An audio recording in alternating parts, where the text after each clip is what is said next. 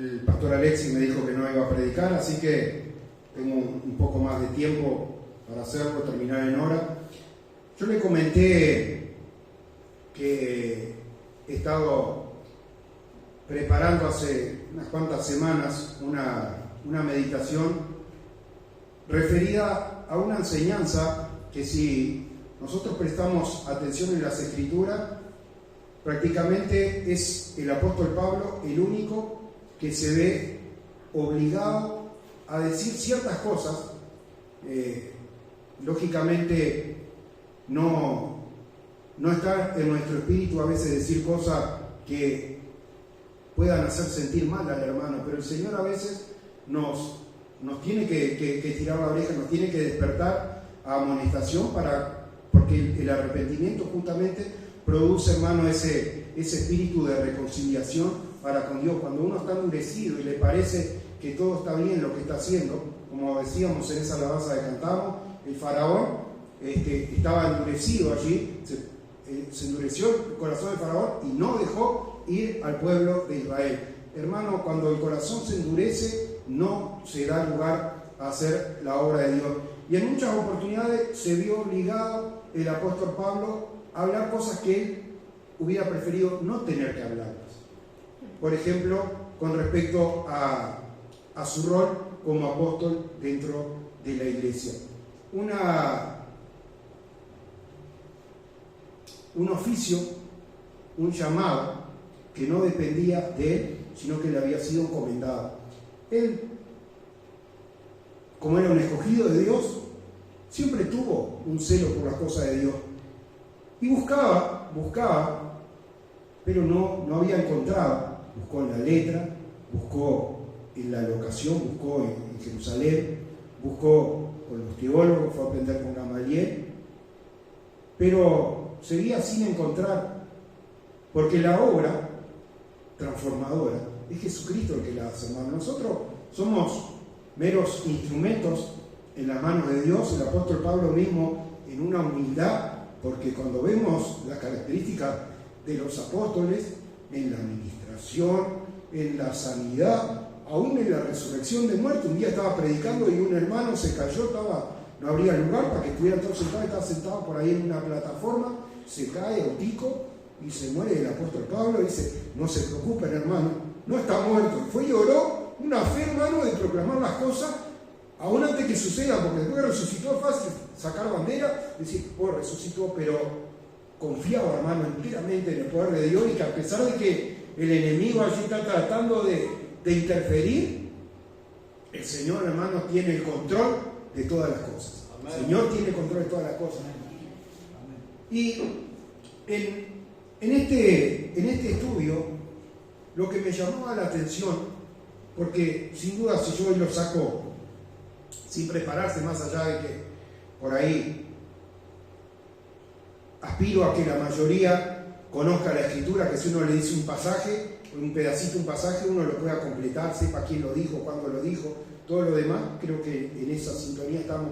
Muchas veces, cuando miramos una cosa en específico, se nos pierde de vista el panorama general. Y el panorama general es que había un problema con una congregación en particular, la cual estaba de alguna manera con su lealtad puesta en el lugar equivocado.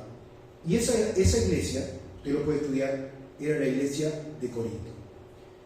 Y no solamente en la primera carta, se ve que no fue suficiente con la primera, en la segunda tuvo que volver a reafirmar ciertas cosas donde el corazón de ellos estaba allí, en las cosas humanas, en lo que ven los ojos, en lo que escuchan los oídos, en una percepción meramente externa, como alguno puede tener. Hay gente que usted le pregunta y dice: ¿por qué se congrega en tal lugar? Porque me gusta cómo cantan, me gusta cómo predican, me gusta esto, me gusta aquello. La iglesia de Corinto era esa iglesia, era la que estaba allí. Me gusta cómo predica Apolo, me gusta esto otro, y habían empezado allí a armar un cierto partidismo, y el apóstol Pablo se ve en la necesidad de llamarles la atención y edificarlos primero en el conocimiento de saber de lo que estamos hablando, hermano, porque uno no puede hablar de las cosas de Dios a la ligera. Entonces el apóstol Pablo se encarga de instruir a esta iglesia, no solo en las características que tenían los apóstoles, sino también en mostrarle que la mirada debe estar puesta siempre en el autor y el consumador de la salvación, Jesucristo. Y va mucho más allá, porque muchos hablan, predican, cantan acerca del Jesús histórico, el hombre de Galilea que iba pasando y todo lo demás, pero ¿qué dice el apóstol Pablo? Dice, yo les predico a Cristo y a este crucificado y resucitado. Hermano, ese es el mensaje, no es el mensaje, está bien, Jesús hace milagros, multiplica en medio de la necesidad, multiplica los panes, multiplica los peces, camina sobre el agua, hace un montón de cosas, pero la victoria, hermano, de Jesucristo fue alcanzada en la cruz del Calvario, hermano, y allí Jesucristo dice, no los voy a dejar solo. Muchas veces a mí me sorprende que tienes una persona que yo le pregunto y conoce mucho de la palabra, pero ayer estábamos hablando, le estaba explicando unas cosas de las grabaciones, porque hacemos muchas cosas que no se ven, que no salen en la pantalla, para tratar de llevar este mensaje a otro. Entonces le estaba explicando cómo hacer unas grabaciones con mejor calidad, porque a veces si uno va a escuchar no solamente el contenido, a veces si miran una canción y la canción suena mal, la gente sigue de largo y no escuchó la letra, que era lo que realmente edificaba, no la calidad de sonido. Entonces, en todo lo que estemos, como es para el Señor, tiene que ser de la mejor manera posible. Estaba explicando y le digo, sí, porque hay un grupo de jóvenes pentecostales. Y me dice, ¿qué son los pentecostales? Le digo, ¿tienen 25 años en la iglesia y no sabes eso? ¿No? Y digo, nosotros somos pentecostales. Nosotros nos quedamos esperando la promesa de la venida del Espíritu Santo. El Espíritu Santo vino y se hizo una realidad, y es una realidad en nuestra vida cuando podemos sentir, como yo he sentido en esta mañana, espero que usted también, esa presencia de Dios moviéndose en medio nuestro, porque es una realidad, hermano, no es letra, no estamos aprendiendo literatura acá, hermano, sino que estamos confiando en un Dios vivo que se mueve, que hace milagros, que responde, que limpia nuestra vida de todo pecado y que ha de regresar, como decía esta canción, más allá del cielo azul. Me tocaba mientras la cantaba, hermano, porque la cantaba de lo que había entendido cuando era chico, y en portugués era más difícil todavía. Dice, pensé que de mí nada tengo para dar, dice, no tengo nada de mí para darte, Señor. Hermano, no es que nosotros podamos venir y decir, colaboramos en algo. Nosotros mismos, hermanos, somos nulos, podemos desentonar cantando, podemos equivocarnos en algún tono, en el instrumento que estemos tocando, podemos tal vez hacer una mención en la palabra, es decir, atribuírsela a un escritor y en realidad fue otro, porque hermano, humanamente somos imperfectos, no tenemos nada para dar, pero el Señor, hermano, nos recibe, hermano, así como nosotros somos, hermano, nos perdona y nos quiere enseñar. Por eso estamos acá, hermano, para poder aprender, no es que para quedarnos así nomás como estaba, sino, hermano, prosiguiendo al blanco, a la meta del supremo llamamiento, como dice la palabra. Y lo invito a que abra 1 Corintios capítulo 9.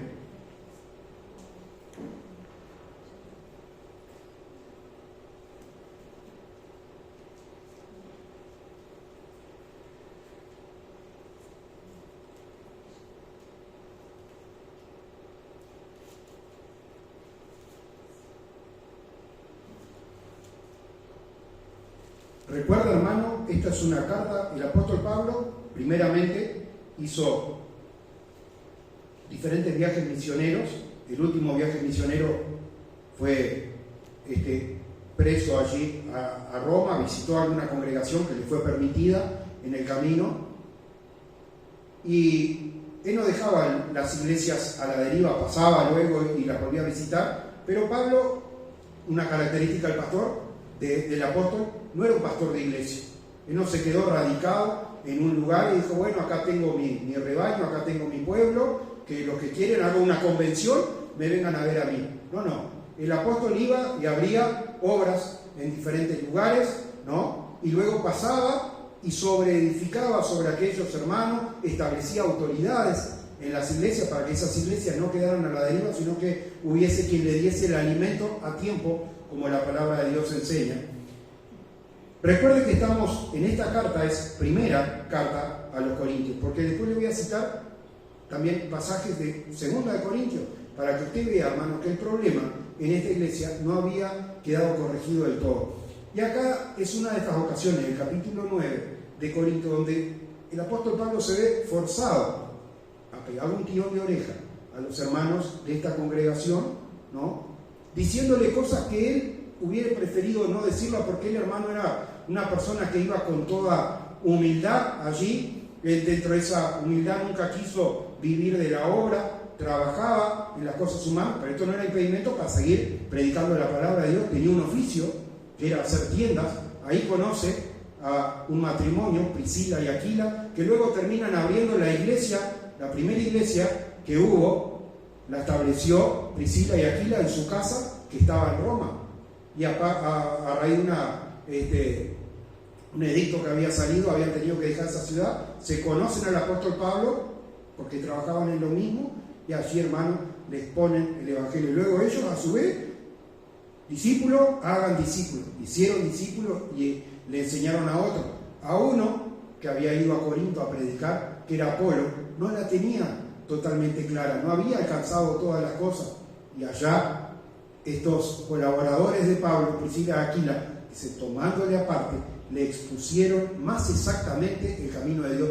Porque a veces, hermano, dice Apolo era muy elocuente, se había formado en Alejandría, que había sido una colonia griega de muchísima importancia, la biblioteca más grande del mundo había estado ahí, la primera universidad que hubo. Timoteo venía de allá y era un erudito, para aquello, dice, con gran vehemencia refutaba las cosas que los demás enseñaban mal, pero, hermano, conocía solamente la letra, hasta que estos hermanos que tal vez no conocían tanto de letras, pero que conocían de la realidad espiritual, lo llaman aparte y le explican estas verdades, hermanos, las cuales nos regocijamos hoy en esa obra completa de Jesucristo que hizo en nuestro favor, en una salvación, hermano, que el que es un escogido de Dios no puede perder esa salvación, porque es un regalo de Dios.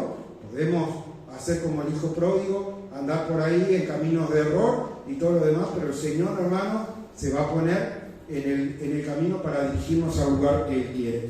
En 1 Corintios capítulo 9, el título dice: los derechos de un apóstol. Dice: no soy apóstol, no soy libre, no he visto a Jesús, el Señor nuestro, no sois vosotros mi obra en el Señor. Así que, hermano, acá vemos una serie de características, hermano, que hacían de sí a un apóstol. Primero, si vamos a lo que vendría a ser la etimología, que es la palabra de donde surge, es una palabra que era de origen griego y quiere decir uno que es enviado. Si yo no puedo autonombrarme embajador, no puedo nombrarme apóstol y salir y predicar. Había gente de Jerusalén que había salido. ¿Sabe que el primer concilio que se hace en Jerusalén fue porque salió gente que se decían ser apóstol, pero nadie los había mandado? Y si cuando surgió una controversia en una de las obras que había abierto el apóstol Pablo, van todos a Jerusalén y se reúnen con los hermanos, como la verdad de Dios es una misma, allí se llegó a cuál era la voluntad de Dios y la verdad de Dios y el mensaje que había de ser predicado. ¿Por qué? Porque ya había salido gente que no había sido enviado. El apóstol Pablo, el apóstol, es un enviado de Dios y Jesús le había encomendado una tarea de ir y predicar este evangelio, levantar congregaciones, formar hombres de Dios.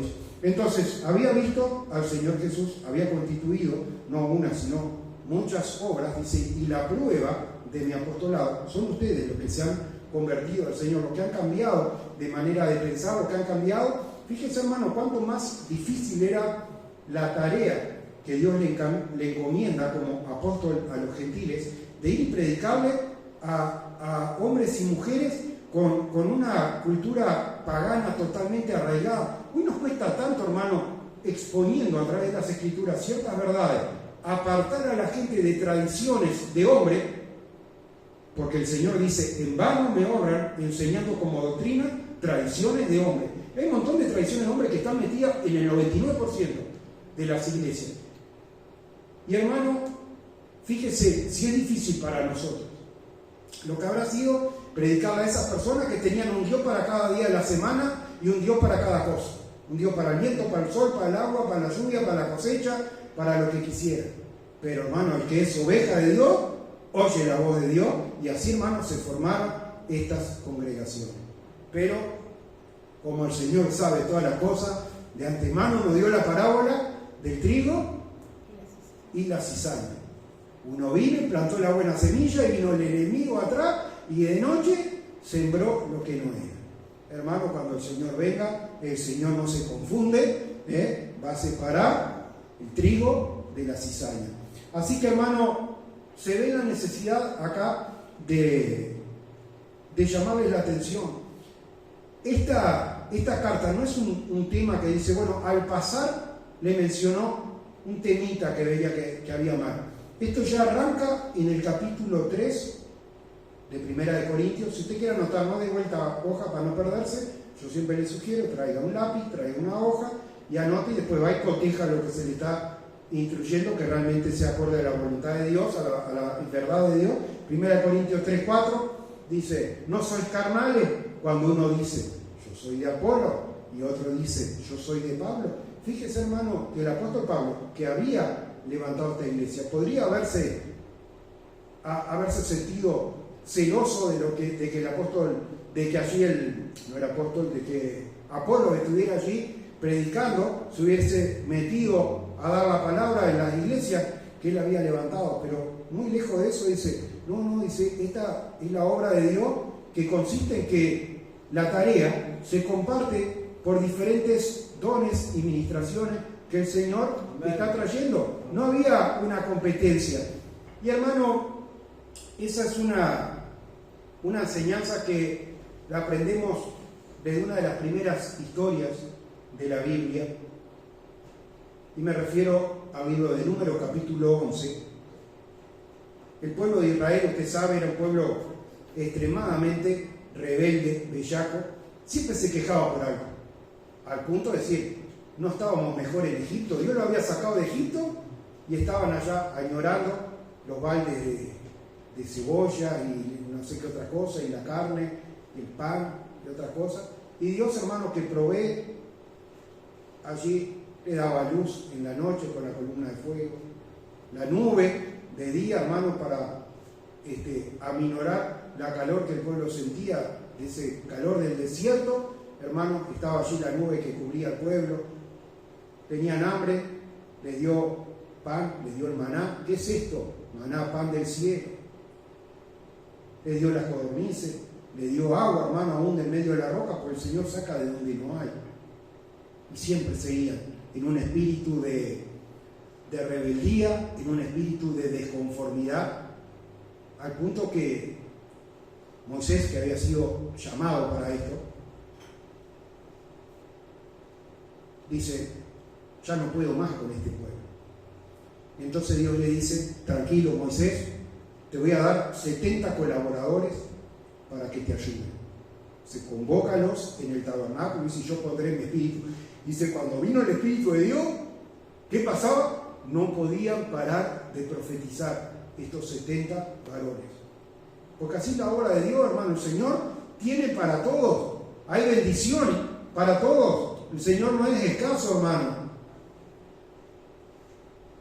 Y hubo un hombre, un joven, que pensaba como niño, como dice el apóstol Pablo, cuando era niño, hablaba como niño, pensaba como niño y me alimentaba como niño. Y había un joven que luego llegó a ser quien introdujo al pueblo de Israel, Josué, hijo de Nun, y era un jovencito en ese momento. Moisés era un veterano, 100 y pico de años. Y sabe que había una congregación, una convocación a estos hombres de Dios que estaban profetizando y todo, pero viene uno corriendo del campamento a avisarles que había dos que estaban profetizando en el campamento. Y cuando se enteró, el que tenía acceso a Moisés, vino y le dice, Moisés, escuchame, mirá que Hay dos que no están acá y están en el campamento profetizando. Señor, impídeselos. Y la palabra de Moisés, un hombre de Dios, dice: ¿acaso tienes tú celo por mí?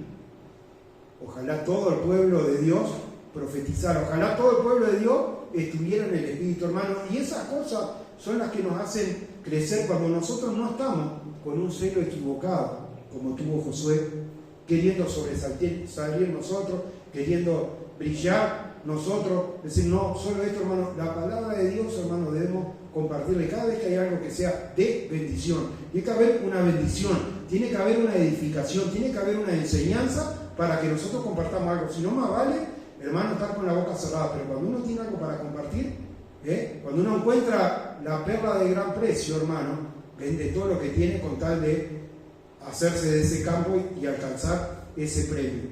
Y hermano, cuando uno recibe la luz, el Señor, amén, Jesús, no pone la luz debajo de la mesa, la pone a lo alto para que alumbre toda la casa. Hermano, que el Señor pueda alumbrarnos a todos para, en primera instancia, aprender a discernir, hermano, y tener un celo santo por las cosas de Dios. No un celo equivocado. Vemos que hay dos tipos de celo, hermano. Está el celo equivocado, que es un celo de rivalidad, es un celo de que nos molesta lo que Dios pueda estar haciendo en otra persona.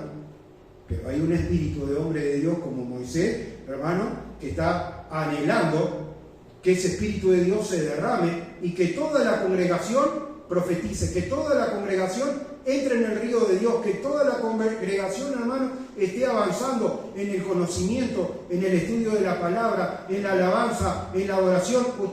A mí me encanta la música, me encanta tocar instrumentos, pero ¿sabe qué es lo que más me gustaría? De verdad, que viniera un mejor guitarrista, que viniera un mejor bajista y que toque. Porque, hermano, yo quiero alabar a Dios, no quiero tocar yo. Lo hago para alabar a Dios, pero, hermano, mi intención, hermano, es que para Dios se merece lo mejor, hermano. Nosotros, hasta cuando vamos a la verdulería, hermano, vamos allá y elegimos, no nos gusta que nos den el tomate que está medio machucado, queremos lo mejor. Yo para el Señor, hermano, cosas que a veces no tengo para mí, yo he dejado cosas que había con mucho sacrificio comprado para tener en mi casa, y las traje para dejarlas acá y tenerlas en la iglesia. ¿Por qué? Porque, hermano, la gloria para Dios, la honra para Dios, y venimos a adorar, hermanos, que Dios derrame ese espíritu, hermano, en nosotros, para realmente tener un corazón acorde a la voluntad de Dios, hermano. Un corazón apartado de celos, apartado de envidia, apartado de contiendas, hermano, humillado bajo la poderosa mano del Señor. Hermano, cuando usted estudia, y es muy amplio, como le decía, esta carta del apóstol Pablo, se va a dar cuenta, hermano, cómo es el apóstol Pablo cuando tenía que decir las cosas, las decía, pero, hermano, en su corazón estaba conducir a todos al autor y consumador de la salvación, hermano. Y ese, hermano, es el propósito. Cuando alguien se para, cuando alguien comparte una palabra, cuando alguien levanta su voz en oración, ¿para qué lo está haciendo? ¿Para el hermano que escucha, hermano, o para la gloria de Dios? Usted, hermano, ponga su mirada en las cosas de Dios, hermano. Es lo único realmente importante, poner nuestro corazón, poner nuestra mirada, poner nuestra mente, cantar de corazón, predicar de corazón, tocar de corazón. Capaz que no lo hacemos perfecto en ninguna de las cosas y Dios ahí puede levantar a uno que lo haga mejor, y allá encantado le vamos a dar el lugar, hermano, porque queremos, hermano, que el Señor reciba la gloria, que la iglesia crezca y sea edificada. Y como parte de esa edificación que menciona el apóstol Pablo, que era correspondiente a los apóstoles, dice, hay un cimiento, hay una piedra angular sobre las cuales nosotros hemos echado los cimientos. Yo no sé si usted sabe algo de construcción. Yo tuve que trabajar varios años en una construcción y aprendí un montón de cosas que primero las hacíamos mal y las fuimos aprendiendo, pero una cosa que aprendí es que el cimiento, hermano, uno lo echa una vez sola. Después para arriba uno puede seguir sobreedificando. Si tiene un buen cimiento, sigue indefinidamente. El cimiento, hermano, ya fue puesto por los apóstoles, hermanos, y los hombres de Dios. Ese es el cimiento. Y ahora, ya en sus días, dice el apóstol Pablo, imagínense lo que será hoy, cuántas camadas vamos para arriba, cada uno, mire cómo sobreedifica. Cuando nosotros, hermanos, estamos sobreedificando, aprendamos a mirar para abajo, aprendamos a mirar la roca, que es Cristo, primeramente, y el cimiento que ha sido puesto por los apóstoles, y cada uno de nosotros, de diferentes lugares donde hemos recibido verdades de Dios, hombres de Dios que Dios ha usado, muchos de ellos ya han partido en el Señor y duermen hasta que el Señor venga, pero que duermen en esta fe, porque nos agrupa una fe, hermano, que no es una denominación de hombre, es una esperanza celestial, una esperanza de vida eterna, una esperanza de resurrección, como lo tenía allí la hermana de Lázaro, dice, yo sé, Señor, que tú le resucitarás en el día postrero. Hermano, en esta fe es que nosotros hablamos y nos movemos, en esa fe de Dios. Es interesantísimo ver, hermano, en la palabra, todas estas cosas, para citar algunos de los otros pasajes que yo quería ir, porque no quiero extenderme de más. Dice 2 de Corintios, fíjese que sigue con el mismo título, capítulo 12, versículo 12, no lo busque por un verso solo, yo lo tengo anotado. Dice, con todo, las señales de apóstol han sido hechas entre vosotros con toda paciencia, por señales, prodigios y milagros. ¿Qué estaba enseñando, hermano, acá? Que Dios había en su vida, le había dado un montón de ministerios para poder servir de una manera apropiada a la obra de Dios, pero que Dios iba a continuar levantando hombres y mujeres con diferentes dones y con diferentes ministerios. Y hermano, esa es una enseñanza también para nosotros, saber de que estamos acá y de esa analogía que da el apóstol Pablo del cuerpo, donde en el cuerpo cada uno de los miembros tiene una función, no está de gusto, sino que cada miembro tiene una función. Así, hermano, debe ser en la casa de Dios.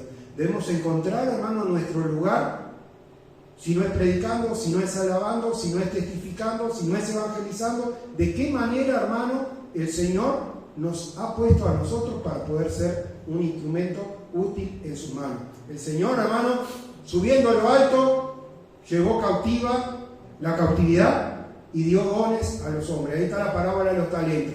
A vos te doy 10, a vos te doy 5, a vos te doy 1. Cuando el Señor venga va a decir, ¿qué hiciste? ¿Qué hiciste? Por último, tenía bastante más cosas para hablar, pero quería referirme a un libro que ni siquiera tiene capítulos, solo tiene versos, y es el libro de Judas apóstol, no Judas el Iscariote, no el que traicionó a Jesús, sino el otro Judas apóstol, y escribe allí en el versículo 12, dice, estos son los que no están realmente en Dios, los que no son en sus escogidos, dice, nubes sin aguas, llevado de aquí para allá de los vientos, árboles marchitos como el otoño, 2 veces muertos y desarraigados. Hermano, muchas veces leemos la palabra y decimos, ¿qué está diciendo? Presta atención, hermano, estos son árboles desarraigados. Que Dios, hermano, nos esté dando la sabiduría necesaria para poder, en el lugar donde Dios nos ha puesto, echar raíces y estar firme en ese lugar, llevando así, la verdad, podemos compartir la palabra. El apóstol Pablo lo hacía por carta, nosotros hoy podemos hacerlo por redes sociales, por WhatsApp, por una llamada por teléfono. Cuando salimos afuera, encontramos una persona, podemos testificar en forma presencial, de la manera que sea. Yo ayer pasaba y vi en una tarima un músico tocando, un músico que aprendió a tocar conmigo la guitarra, pero fue a la iglesia, estaba tocando cosas del mundo, y en amor, porque sabe que lo aprecio un montón, yo le mandé un mensaje y le digo, yo ya pasé por donde estás vos, ya toqué para el mundo también. Digo, estás al sol, le digo, tocándole al mundo. Le digo, cuando podías estar en la iglesia tocando para el Señor, te invito mañana, por sé que trabaja de tardecita y de noche y no puede ir a ningún lugar que uno le invite. Le digo, mirá, ahora en Colonia tengo la reunión a las 10 de la mañana, estás invitado. No llegó, pero ¿qué le quiero decir? Le estoy dando un ejemplo, hermano, de que nosotros tenemos que aprovechar cada oportunidad que tenemos para dar la palabra de Dios. Cuando hemos hallado, hermanos, a perla de gran precio, arraigados en un lugar, fíjense que la característica de los que se pierden, dice, son como las nubes, llevados y la nube sopla da vuelta al viento y empiezan a ir para el otro lado, como las ondas del mar, van, vienen, ¿tá? No tienen raíz, no tienen. ¿Qué pasa? La parábola del sembrador, cuando no tiene raíz, sale el sol y la chamusca y se quema. 2 veces muerto, dice la palabra. Hay una manera de morir 2 veces. 1 Corintios capítulo 15, la resurrección, dice, bienaventurados los que tienen parte en la primera resurrección, la muerte ya no tiene poder sobre ellos. Pero hay una segunda muerte, dice, 2 veces muerto. La gente lee y no sabe de lo que está hablando. Hay una primera muerte, que es la muerte física. Podemos también decir, bueno, hay una muerte espiritual, no nos aleja, pero hay una muerte, hermano, de la cual ya no hay salida para aquellos que realmente no son de Dios. Cuando tenemos esta verdad, cuando hemos recibido, sabemos el amor de Dios, que no es por nosotros, como decía esta canción en portugués, bien sé que de mí no tengo nada para dar. Cuando llegamos acá, hermano, y el Señor no está esperando nada de nosotros, no nos precisa a nosotros, pero el Señor, hermano, nos llama en misericordia a formar parte de su pueblo, no nos llama a ser uno más de los jornaleros, como dijo el hijo pródigo, sino que nos recibe como hijos, hermano. ¿Podremos estar callados? ¿Podremos no estar dando gloria a Dios? ¿Podemos orar? ¿Podemos estar cantando sin ganas, sin aplaudir las manos, sin levantar nuestras manos cuando es una canción de oración? ¿O realmente entendemos estas verdades, hermano, para poder alabar a Dios como corresponde y para poder transmitir también a otros esta verdad? Hasta acá, hermano, la predicación. No sé si el pastor Renzo quiere complementar algo, que tenía ayer una palabra. No, una bendición esta palabra, ¿verdad? Bueno, muy bien.